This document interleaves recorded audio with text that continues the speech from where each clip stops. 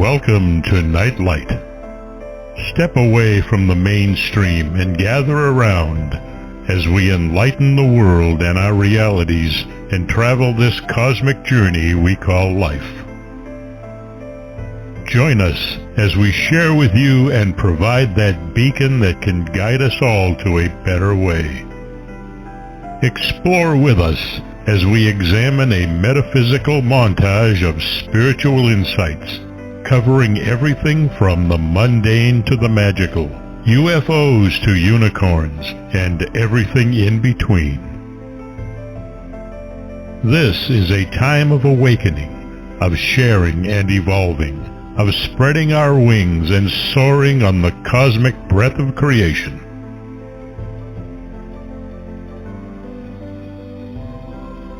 Come and join with other light-minded spirits as we weave our lights together to seek understanding, enlightenment, and with a little luck, some wisdom. This is Nightlight, a reminder that you are never alone.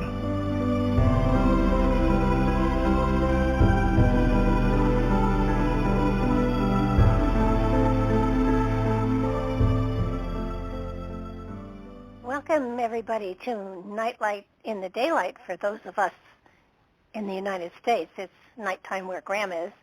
I want to thank you for joining us today. We have an amazing book we're going to be talking about. It's called The Mystery of Doggerland, Atlantis in the North Sea, and Graham Phillips is the author of this amazing, amazing book. One which I've now read for the second time, and I probably will go back and read it a third time or so because the information in it is really quite spectacular. It talks of new marine archaeological evidence has revealed the remains of a large landmass to the north of Britain that hosted an advanced civilization, hear this now, 1,000 years before the recognized first civilizations of ancient Egypt, Mesopotamia, or India. Remembered in Celtic legends as Thule and referred to by geologists as Doggerland or Fairland, this civilization began at least as early as 4000 BC, but was ultimately destroyed by rising sea levels, huge tsunamis, and a terrible viral epidemic released from melting permafrost during a cataclysmic period of global warming. Exploring the latest archaeological findings and recent scientific analysis of Doggerland's underwater remains, Graham shows that this ancient culture had sophisticated technology and advanced medical knowledge. He looks at evidence detected with remote sensing and seismic profiling of many artificial structures, complex settlements, gigantic earthworks, epic monoliths, and huge stone circles dated to more than 5,500 years ago, preserved beneath the ground and on the ocean floor. He examines evidence of Doggerland's high-temperature technology, showing how its people were able to melt solid rock They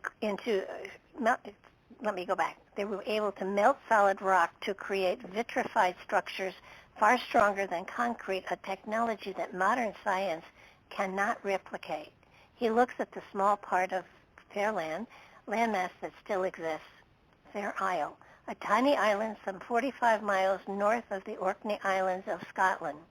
And he shows how, when Fairland sank beneath the waves around 3100 BC, its last survivors traveled by boat to settle in the British Isles, where they established the megalithic culture that built Stonehenge.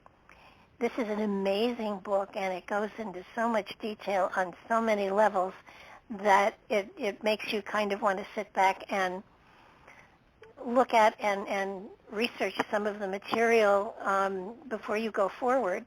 And, you know, that's where I am now after reading it twice. That I want to go back and see what information I can find on some of the other material that is in here, because it answers a question about the stone circles that are all over Great Britain and Scotland and Ireland, and it gives you an idea as to the people that may have been the ones that created them, but not necessarily why, but he gives some really good suggestions as to what they might be. So without further ado, welcome to the show, Graham. Hello, thank you very much for having me on.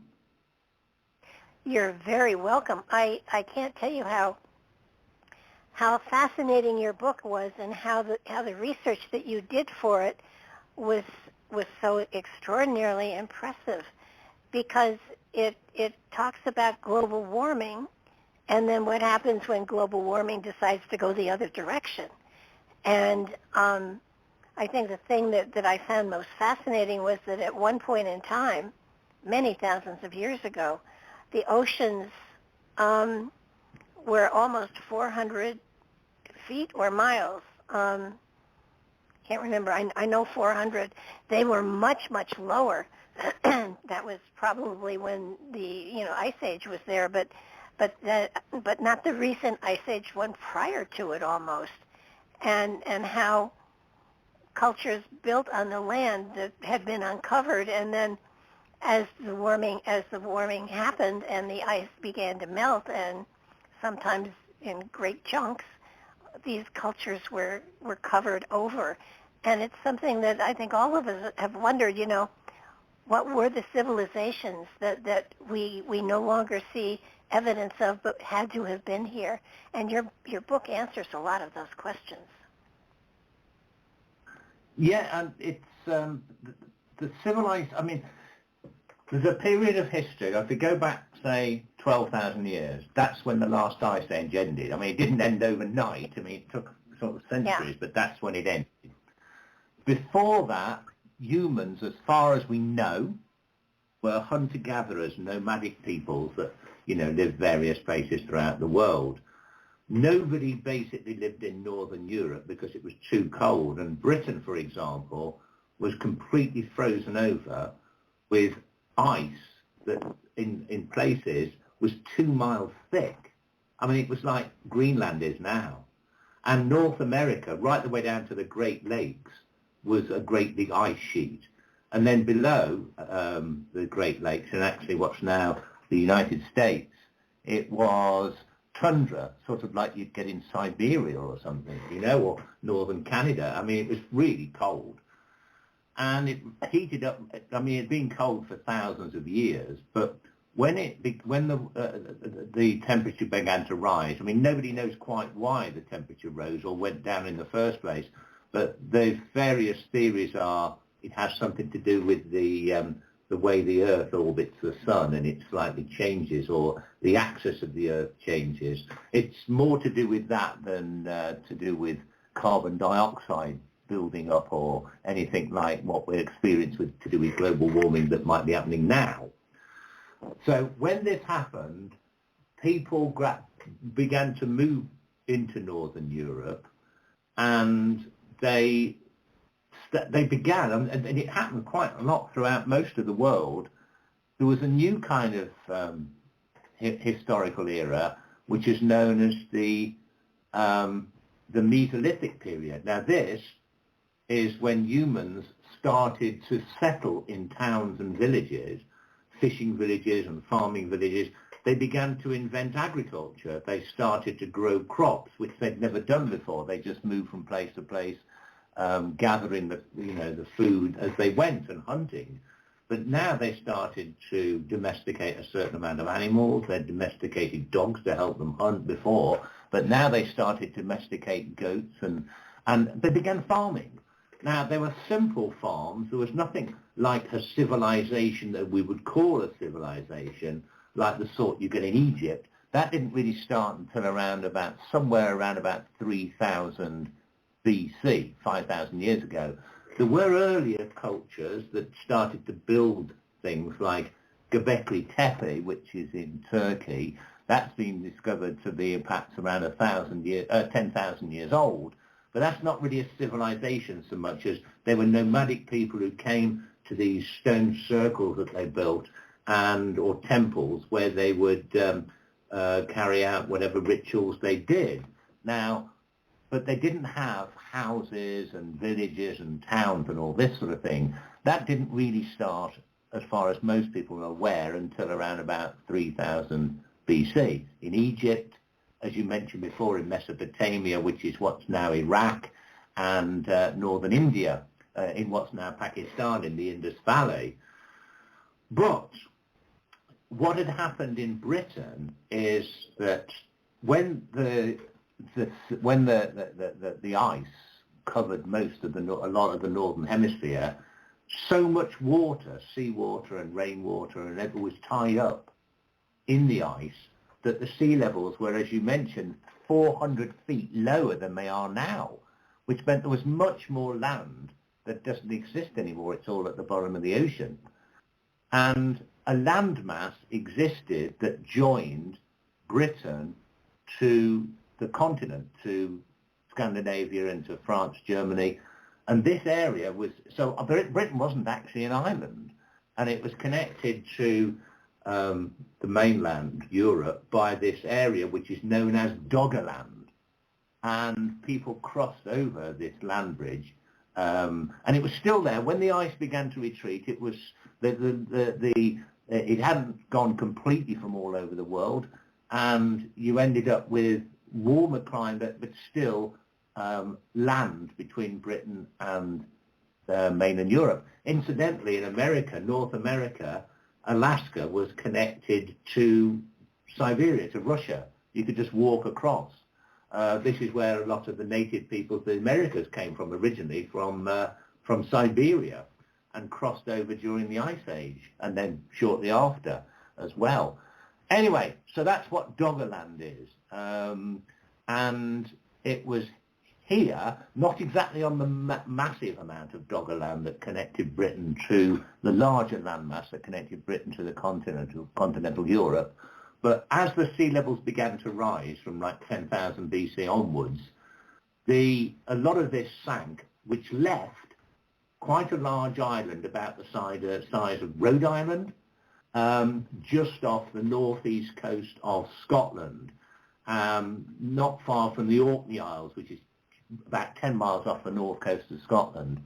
And this island remained, I mean, the sea levels dropped, it kept warming up, and then there was a period of a couple of thousand years where this stopped, and the ice didn't melt anymore. This particular last area of Doggerland, which was just northeast of Scotland, continued to exist, and on this island it seems that a civilization began, and as you mentioned, when the sea started rising again around 6000 BC, these people, their civilization was eventually swamped by the sea, and the last survivors came to Britain, where they founded the civilization that eventually built Stonehenge.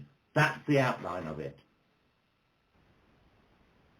Well, I think what fascinated me was, among other things, their culture was so advanced that it seemed to be far and above what hunter-gatherers were. I mean, they had stone structures.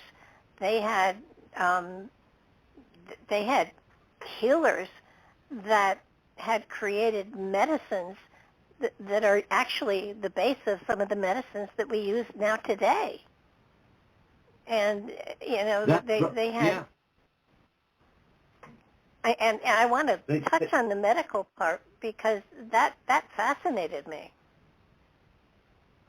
Well, the reason it's only relatively recently, in the last few years, that underwater archaeology has discovered the remains of this civilization. For example, just a few miles off the Orkney Isles, on what was once part of the last island of Doggerland, northeast of Scotland, they discovered, first with sonar and radar, they discovered an underwater stone circle. Now in Britain, the stone circle culture, called the megalithic culture, began around 3,100 years ago. And it started on the Orkney Isles, basically. It didn't start in southern Britain, it started in the north, on the Orkney Isles. And there was a stone circle there, which is about about 500 feet across. It consists of about 50 huge stones. But around this stone circle, there is a ditch and embankment about 30 feet high and deep, or it was originally. There were avenues of stones. They know they were there because they've done ground sensing radar, geophysics to discover where the holes were, where these stones once were in an alignment. There are other nearby stone circles, such as the stones of Stonehenge, which is the oldest stone circle anywhere in the British Isles on land, and that's 3,100 BC. There's also an artificial hillock there, and an artificial hill, and inside it there's no burials or anything else, so it's an artificial hill built for some mysterious purpose, plus many other standing stones. Now, this is known as a megalithic complex. This was the first of them on the Orkney Isles. They continued to being built throughout Britain as the megalithic civilization spread south, and eventually they built a bigger version of what was on the Orkney Isles at a place called Avebury in southern England, and that was about 1,000 feet in diameter, stones weighing up to 40 tons. It had a large artificial hill called Silbury Hill, which is 130 feet high. Archaeologists have excavated it. They have no idea why it was built. There's nothing inside it, no graves or anything. There was stone avenues surrounding stone circles. This was the biggest megalithic complex. But that wasn't built until 2,500 BC. But the very first one was built up in Scotland, at least 500 years earlier, up in the Orkney Isles. Stonehenge, incidentally, is quite near Avebury in the south of England, and that was one of their ultimate things that they built with the arches on top. Again, that was built around about 2,500 BC. But going back 500 years before this on the Orkney Isles, this civilization that was capable of building this great big stone circle just appeared overnight from nowhere. Nobody knew where it came from. The kind of villages that they lived in were really sophisticated, far more sophisticated than pretty much anywhere else in the whole world that we know of. They built underground dwellings connected by tunnels. They had a sewage system, and they had running water. They had plumbing. They actually had running water toilets, bathrooms and things, way before they were built anywhere else in the world. And there's a very well-preserved village where these people who built this first stone circle on the Orkneys lived, called Skara Brae on the Orkneys. You can go around it and see it's still preserved because it was covered in, there was a really bad storm like 5,000 years ago, almost that covered it in sand, so it was well preserved until relatively recently when they eventually dug it up. So the people of Orkneys also, in addition to be able to build these stone circles, which should have taken years to develop these skills, and building these quite sophisticated villages, they also had pottery, which was far more advanced than anything else anywhere in the world. It was far more advanced than anything in Britain, and it took much higher temperatures kiln temperatures to fire these kind of really sturdy pots. And when archaeologists have excavated tombs and found these pots there, they've discovered that inside many of these pots and utensils, there were the remains of medicinal herbs, medicinal plants, things that you wouldn't eat, but things that were able to cure, to control pain, like early analgesics that weren't developed again until the 19th century. They found antiseptics and things for curing stomach problems and breathing problems, way before the Romans later invented these things, thousands of years later. Now, what's fascinating is no one knew where this civilization came from. There's no evidence of it gradually building up to become more and more advanced. I mean, it just appeared overnight on the Orkney Isles as if they suddenly said, oh, let's build these buildings like this. Let's create medicinal herbs and know how to make pharmaceuticals. Let's build stone circles. without ever having trial and error to get to that point. So the civilization must have come from somewhere else. There's nothing like the stone circle building culture that's in Britain, with all its massive megalithic complexes, artificial hills, the kind of stone circles they had. Nothing in Scandinavia or anywhere else in mainland Europe, like France or Holland or anywhere. So where did it come from? And it's only now, since they found underwater stone circles off the coast of the Orkney Islands on what used to be Doggerland, one that's exactly the same as the one I've just described on the Orkney Isles, size, number of stones, the ditch and embankment around the stone circle, artificial hillocks. In other words, this proves, without any doubt, that the stone circle building culture already existed on Doggerland before it sank beneath the sea. And still no reason for, I mean, I've heard it said that sometimes, well, I've heard it said of Stonehenge, that Stonehenge, a lot of the stone settings were to tell you when to harvest or plant medicinal herbs and stuff like that. And, you know, it doesn't make sense to me, the purpose. I've looked at the henges, and I've looked at Stonehenge, and my grandfather went to Stonehenge in the, oh my goodness, well, a long time ago, almost 100 years ago. And we have pictures of him standing at Stonehenge when it hadn't been, resurrected, so to speak, yet. But it does, that amount of work to put into something that huge, and it can't possibly have been like a competition between villages who can build the biggest circle. There has to be a better reason for it.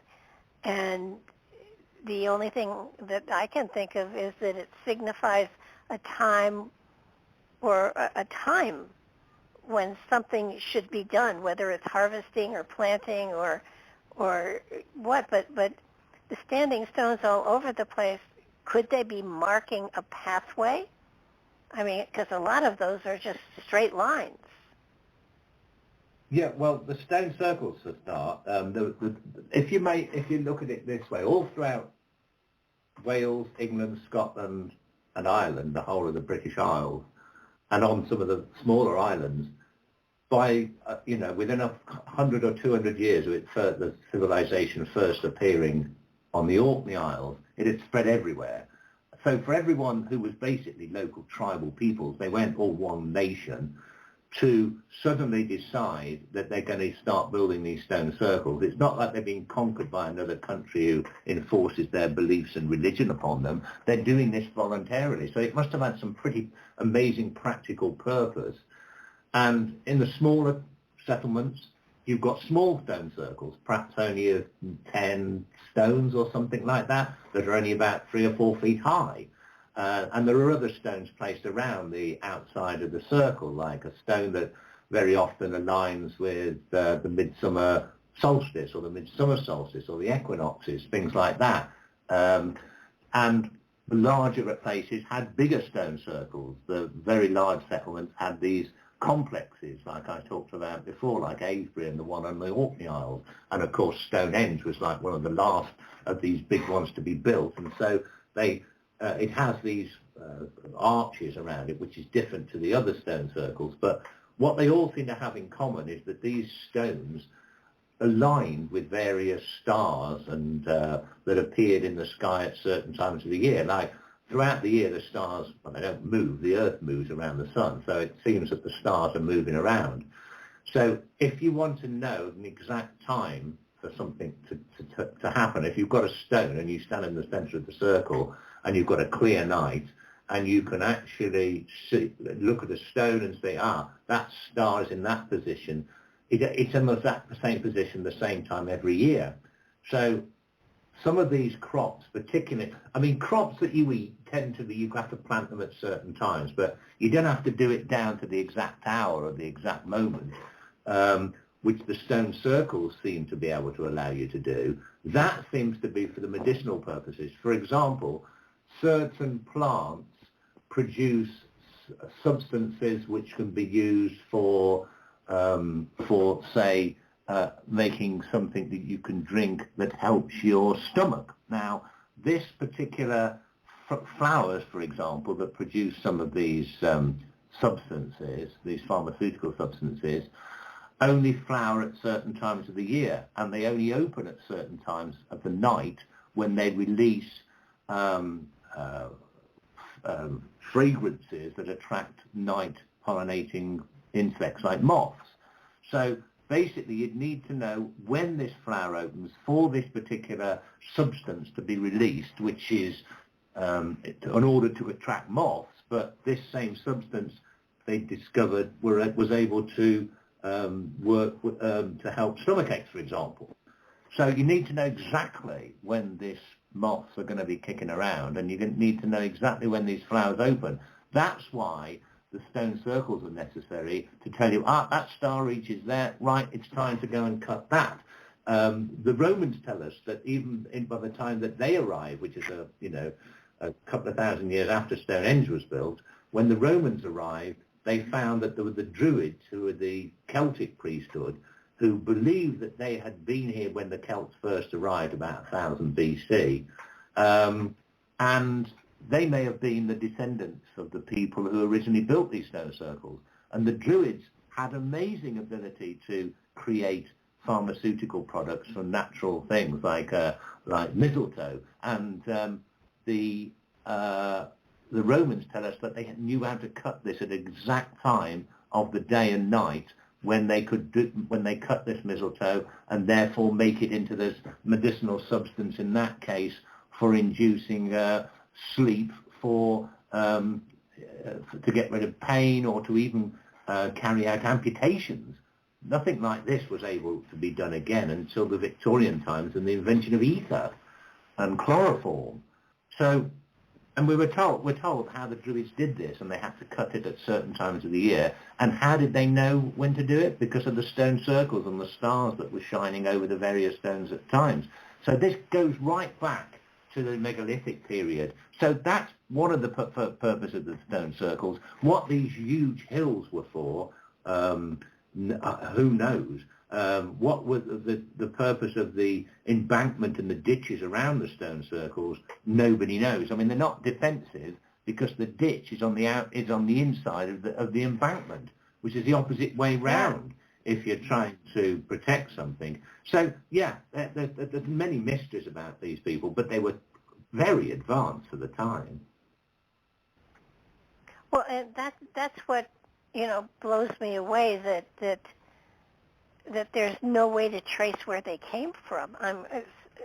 Short of, I guess, sorry, I have a cat here.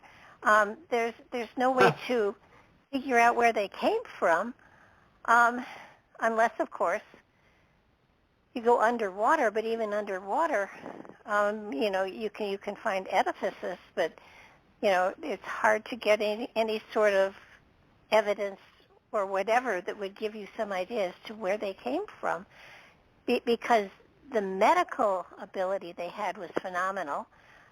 The way they constructed their houses, again, way beyond anything that had happened, that was going to happen for over 1,000 years. So where could they possibly have come from? And I'm not even going to go to ancient aliens or anything like that, but it just seems to me that they had to have come from somewhere. But where on earth was anything ever as advanced as they were? Well, it seems that the Doggerland area existed for a good few thousand years. The northern Doggerland area existed for a good couple of thousand years. That's the island off the coast of Scotland. Now, could have developed there. I'll go back on to another possibility of where it may have come from originally in a moment.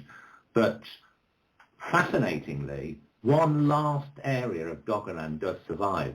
What was once a very high area, or a hill or a mountain, to the north, very far north of Doggerland, when the whole area sank, this last bit survived, and it's still there. It's a very tiny island. It's not very big. It's just a few miles across.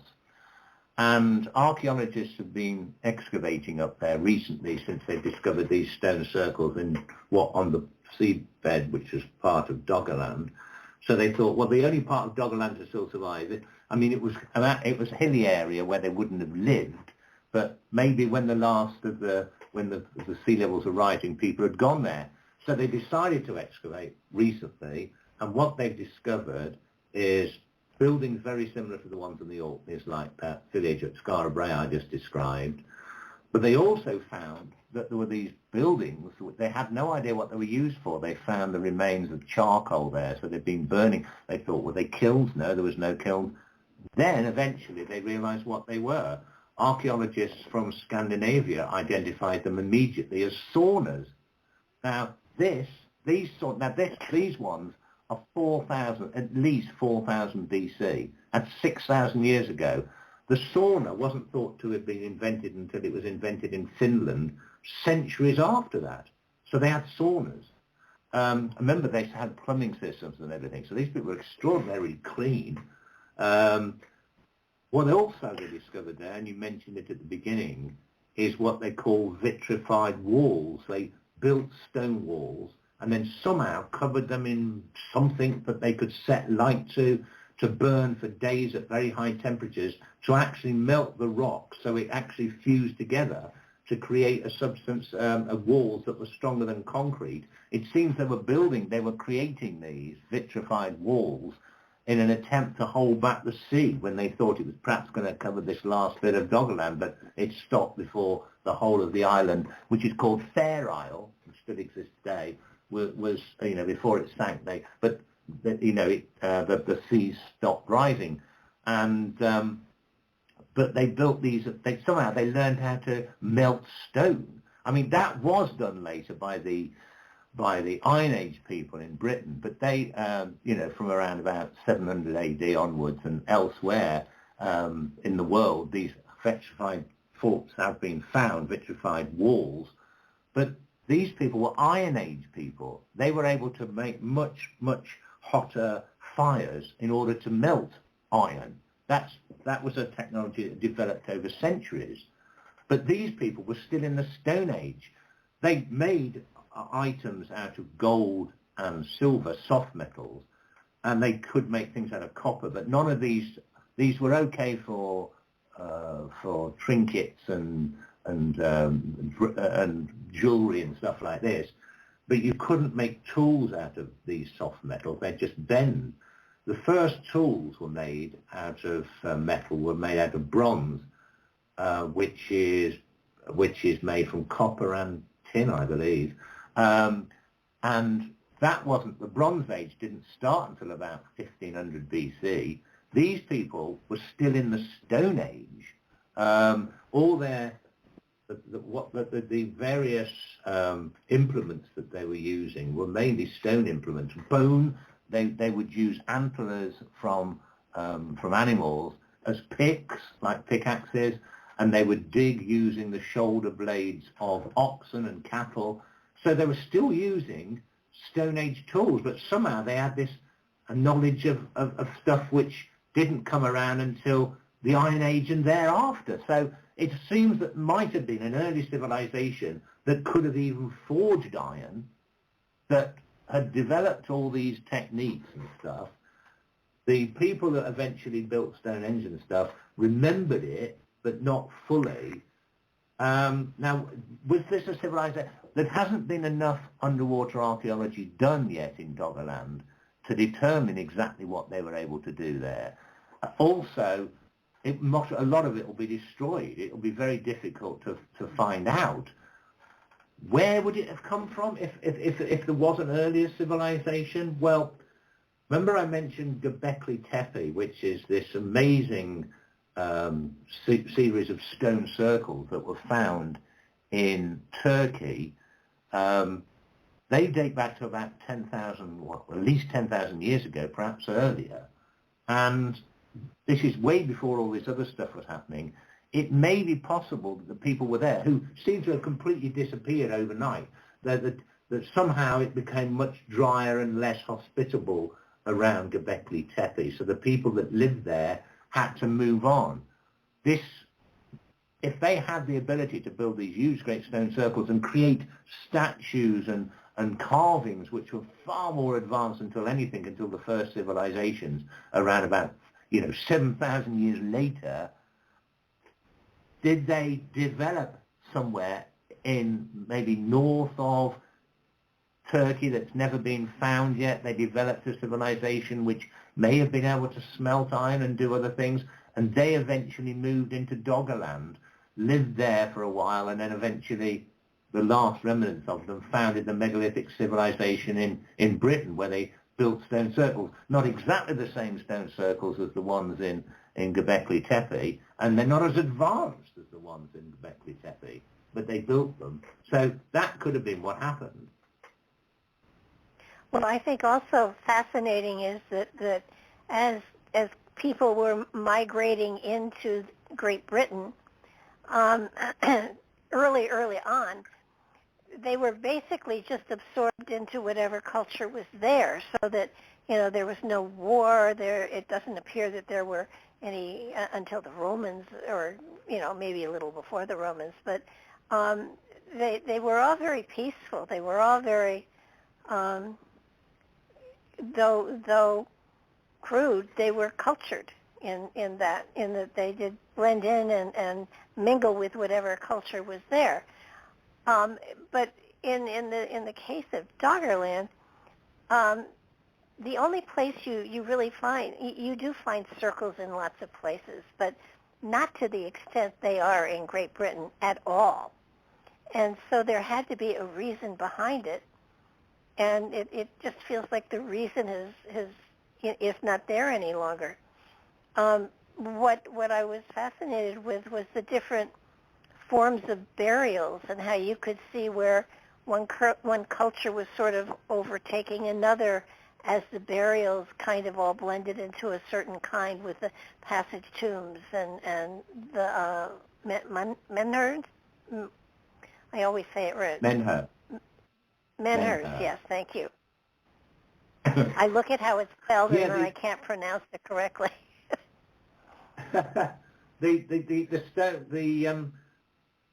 When the megalithic people, they came down from Orkney, there were obviously people living here, and they took on this stone circle culture. There was many other people, as you mentioned, began to arrive in Britain over the next couple of thousand years, from around about 3000 BC to about 1000 BC. There was a number of people arrived from other places. For example, there's a culture known as the beaker culture that came from Europe. They're called that because they buried their dead with a beaker, a cup. It was some ritual thing they did. No one knows what they call themselves. They came here. They had a very different, we know they're different because the megalithic people buried their dead in tumuli. They buried their dead inside. They'd make a little chamber inside a little hillock, and they buried the dead there. When the beaker people arrived, they buried their dead in the grave in the ground, but put a mound over it, and they had these beakers. Now they kept going. They arrived around about 2500 BC, about the time that Stonehenge is being built, at least the Stonehenge that we now see.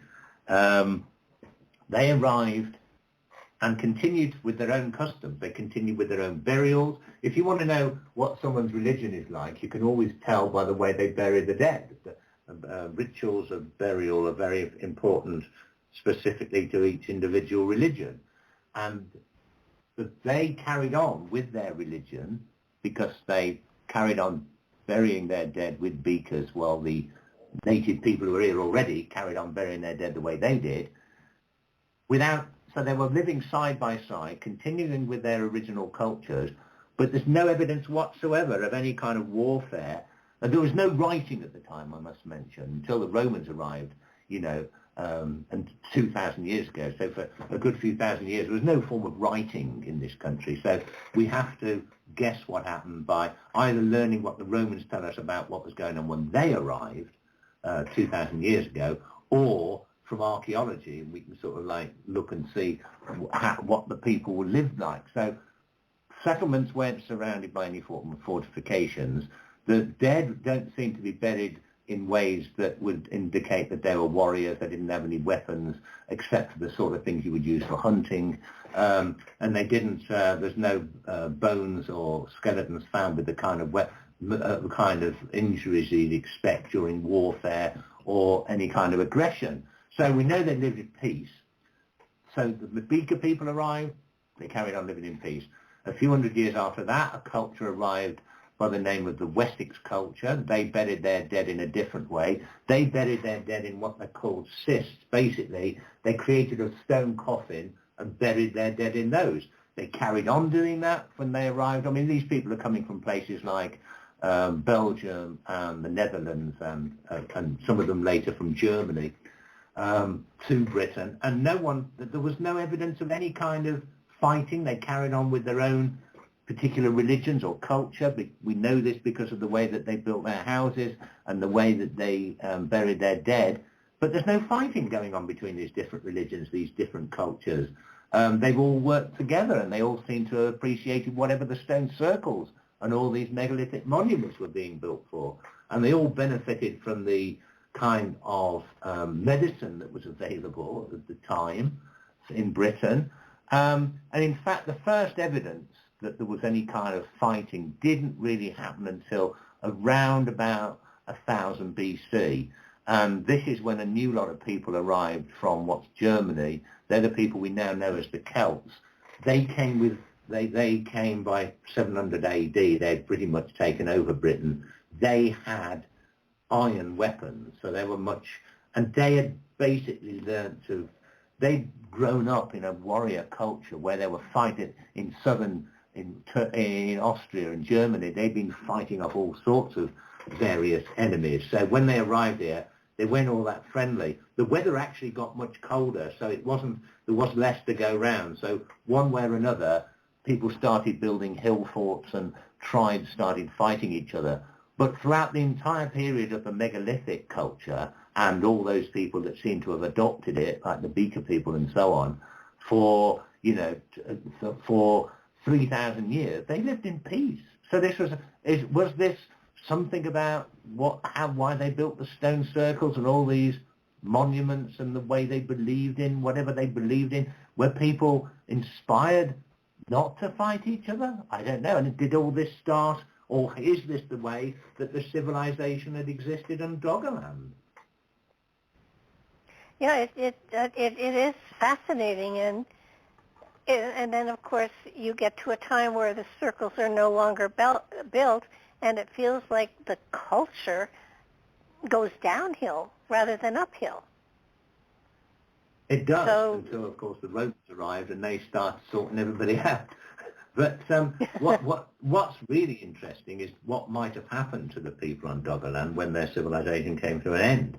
Because, okay, you've got rising seas. That's happening gradually. They're going to have to sort of leave, their fishing villages, and they're going to have to move further inland and so on. But what also happens is when the great big ice sheets began to melt, for example, on the coast of on the coast of Norway, great big ice sheets, they melt, and huge great parts of the land, of the cliffs and the land on the coast of Norway collapsed into the sea, creating huge tidal waves. So towards the end of the period of Doggerland, not only are the seas rising, but there was a massive tidal wave that probably swept over most of the land at one point. That would have wiped out a lot of people very quickly. And as you mentioned at the beginning, there was also evidence of terrible epidemics, pandemics, that were caused by, we know this happened in places like Norway and Sweden, when the permafrost of the tundra began to melt. It had contained, I mean, this is where now, when it melts, they find perfectly preserved mammoths, because they've been in snow and then of course in the ice, and then the ice melts and they find these mammoths and other creatures that have been there perfectly preserved for thousands of years. But what also is preserved in the ice is microorganisms, bacteria and viruses from which we probably wouldn't have any kind of immunity. In fact, it's happening now in places in Siberia where the permafrost is melting. Various diseases are being released that have affected reindeer, killed off hundreds of reindeer, and seals and other creatures. And nothing's happened that's affected humans yet that we know of. But certainly back then, there's evidence in Scandinavia that people were dying in droves and they were buried in mass pits at the time when the sea levels are rising, and during the last days of Doggerland, sort of, 4000 BC, something like that. And so we don't know because we haven't found these graves because they're under the sea. But it seems that not only was the sea rising, there was a massive tidal wave or a series of them, plus devastating epidemics, and that got rid of whoever was left on Doggerland, and of course some of them managed to survive in Britain, and eventually build Stonehenge. But as advanced as they were with their building of their homes and their medical stuff, you would have thought they would have developed in some way, shape, or form some way of writing or recording. And yet there's obviously no...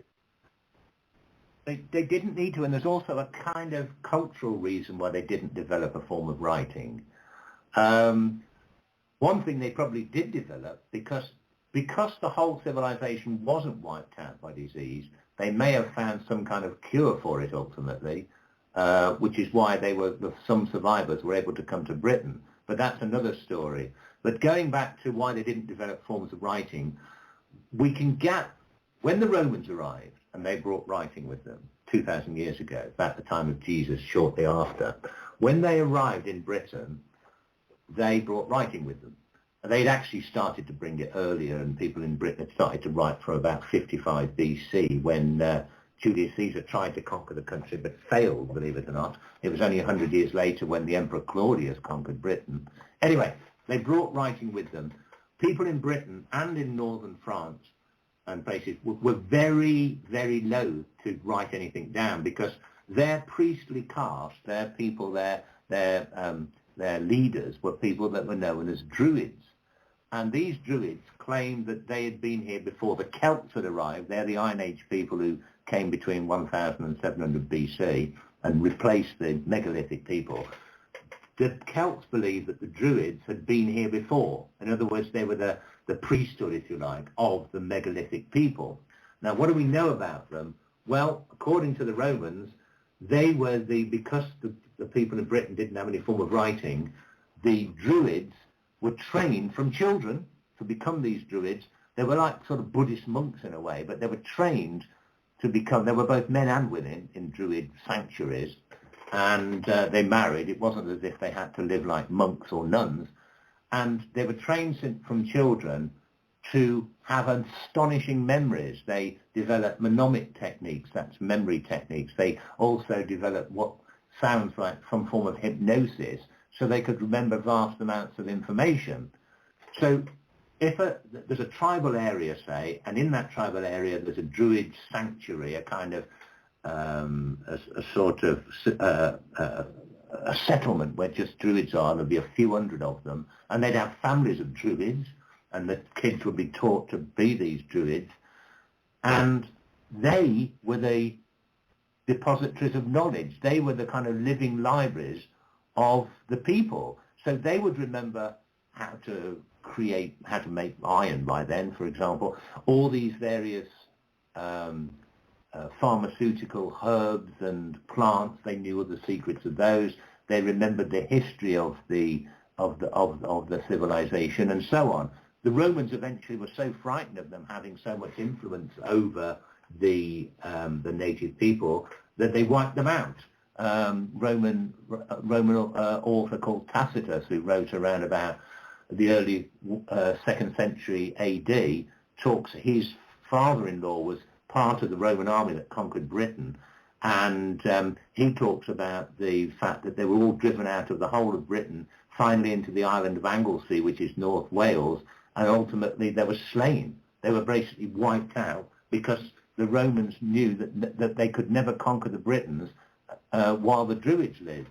And the Druids had been so well respected, and they remembered so much, and that's why, because they were the depositories of knowledge, it was all in their heads, that they didn't ever want anybody coming here with writing. That's why they never developed writing, because they thought knowledge was a sacred thing to be held in the minds of the Druids. What about the Tuatha De Dan? Or is that just They fable? probably are these people. The Tuatha De Dan, which is what the Irish, the Celts were in Ireland too, and so were the megalithic people before them. In Ireland, in the 400s, Ireland was never conquered by the Romans, so the Druids kept going there a lot longer. But they eventually were got rid of, if you like. Well, they phased out when the Christians took over in Ireland.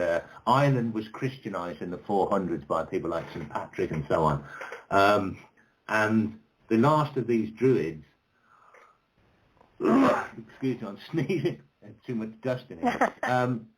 And the monks there that were Christianizing the Irish, who had come from Britain, incidentally, they wrote down a lot of what the Celts believed. They just didn't believe it, but they thought it's worth writing down just so that, historians can know what these superstitious people, as they thought it, believed.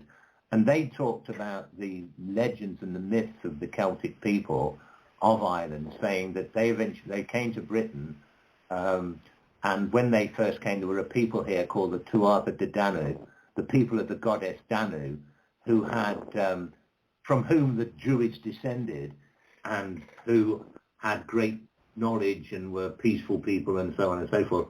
They were probably, this was their memory, if you like, their preserved memory being passed down orally over the generations of the megalithic people that existed before the Celts came. The Celts originated, incidentally, in Austria and southern Germany. Wow. What a history. And thinking of what we like to hope we understand, it's you have woven such an amazing background here for knowledge and wisdom and where it came from. So, we kind of are overlooking history and how magical it is by trying to create stories that make sense but aren't true. So what you've done is go ahead. I was going to say, what's interesting is that this isn't the only civilization that was wiped out when the sea levels began to rise at the end of the last ice age. When it started to get warmer around about 1200 BC, there were early proto-civilizations began in coastal areas, quite a few places throughout the world, in Central America, India, China, many places, and they got flooded, and they gave rise to the stories of the flood myths throughout the world, like Noah's flood and things. They probably come from the fact that the sea levels rose and wiped out a lot of these early civilizations. They weren't really that advanced. They probably weren't advanced as the people of Doggerland, but they were still more advanced than anything that had happened before, and they were creating these early proto-civilizations, villages and settlements that sank. And some of these tales seem to have been behind what people of Central America sometimes people refer to the lost continent of Mu, which was the Atlantis. Atlantis was supposed to be in the Atlantic somewhere. The lost continent of Mu was somewhere in the Pacific. This may have come about because of the stories of, remembered of the rising sea levels. Mu, actually, incidentally, might just be a part of a coastland part of the coastal area of Mexico and around there. You've got Lemuria, which is the name that's given to a lost civilization that existed supposedly in the Indian Ocean. And then you've got Atlantis in the Atlantic. Now, my book, as you mentioned, is called, the publishers decided to call it The Mystery of Doggerland, Atlantis in the North Sea. I'm not saying it was Atlantis. There was a completely separate place that may have been behind the legend of Atlantis, an island that existed just outside the Straits of Gibraltar in the Atlantic near the Mediterranean. That could have been Atlantis. But what I wanted to call the book was The Atlantis of the North Sea. In other words, it's a kind of story like Atlantis of a sinking civilization, which may have happened at the same time as Atlantis is supposed to have sank, but it isn't actually Atlantis. But somebody at the publishers, and I don't know how it came about, ended up calling it Atlantis in the North Sea. But I'm not saying Atlantis was in the North Sea. But this just goes to show, I mean, I mention in quite a bit, throughout the book, I mention a lot of these other civilizations that seem to have sank, including Atlantis at the same time, and suggest places where it might have been, for example, Atlantis, and where Mu might have been, or Lemuria, or these other lost civilizations that might have existed early on.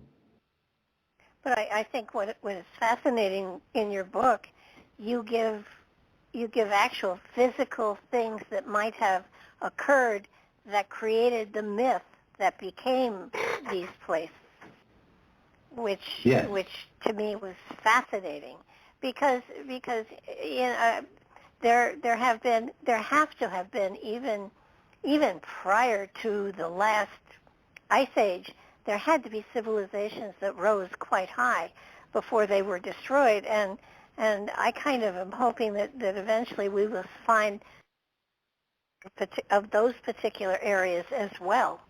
It just makes great sense to me. Well, if you've got areas with 2 miles of ice on the top of it, they're going to be squashed out of existence. Yeah, that's true. But you know, you kind of want to know, the planet is millions of years old, and the thought of other civilizations is absolutely fascinating, and you kind of want to know if they existed, what they were like, and of course our imaginations then run wild, and then we create these wonderful myths that there's no way to prove, and so many of them have a foundation in reality, and we just don't know where the myth and reality meet and blend, or you know, one leaves off and the other takes on. So it's fascinating. But I just noticed our time. Your book is just something everybody should read a couple of times. This is one of the most interesting books I've read in a very, very long time, and I read a lot. So, and I will probably go back and read it again when I have some time to do that. There's so much information here, and it's so fascinating. And it does make you want to go to Great Britain and take a look at the stone circles with different visions, so to speak, because there's got to be an amazing purpose behind them, on top of the fact that they've survived for thousands of years. So I want to thank you so much. And you want to give out, you know, where people can get a hold of you and your book? Yeah, the book's called The Mystery of Doggerland, and it can be got from most places, Amazon and bookshops and things. If you want to find out all about me, go to grahamphillips.net. That's grahamphillips.net. And on the first page, there's links to all my books, plus everything else like my Facebook and YouTube channel and everything else. There you go. Well, and I will also point out to people that you and I have talked about a lot of your books, and they're all an amazing read and something that will make you think and want to dig more deeply into history. So we've done a lot of your books here. But thank you so very much for sharing your time with us again here. And I look forward to the next book. Thank you. You're very welcome. Everybody, take a look at our calendar. We've got another really good show coming up on Wednesday. And all over the place here. Mark and I are finding wonderful things to share with you. So check the calendar out on barbaradelong.com. The shows are all listed there. You know where to tune in when you want to or where to find them in archive. But until then, good afternoon or good evening, again, depending upon where you are in the world. We look forward to hearing from you and talking to you again soon. Bye-bye now.